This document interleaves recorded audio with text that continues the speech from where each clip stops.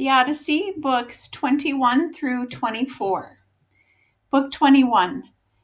Penelope now appears before the suitors in her glittering veil. In her hand is a stout bow left behind by Odysseus when he sailed for Troy. "Whoever strings this bow," she says, "and sends an arrow straight through the sockets of 12 axe heads lined in a row, that man will I marry." The suitors take turns trying to bend the bow to string it, but all of them lack the strength. Odysseus asks if he might try. The suitors refuse, fearing that they'll be shamed if the beggar succeeds.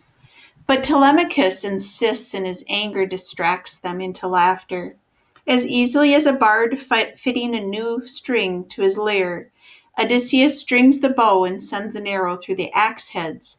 At a sign from his father, Telemachus arms himself and takes up a station by his side. Book 22. Antinous, ringleader of the suitors, is just lifting a drinking cup when Odysseus puts an arrow through his throat. The gathered sneaks out and comes back with shields and spears for the suitors, but now Athena appears. She sends the suitors' spear thrusts wide as Odysseus, Telemachus, and the two faithful herdsmen strike with volley after volley of lances. They finish off their work with swords. Those of the housemaids who consorted with the suitors are hung by the neck in the courtyard, while the treacherous Gothard is chopped to bits.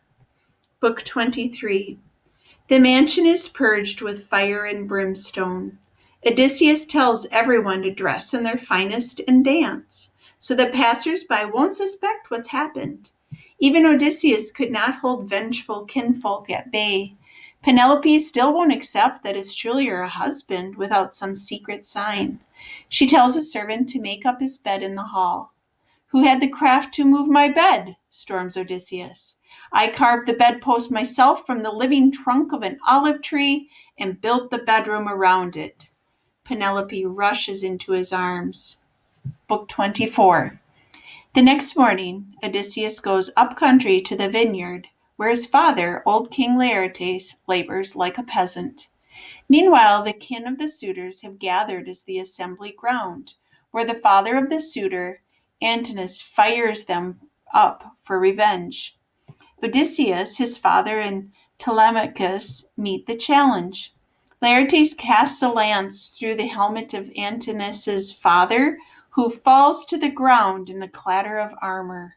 But the fighting stops right there. Athena tells the contending parties to live together in peace down through the years to come.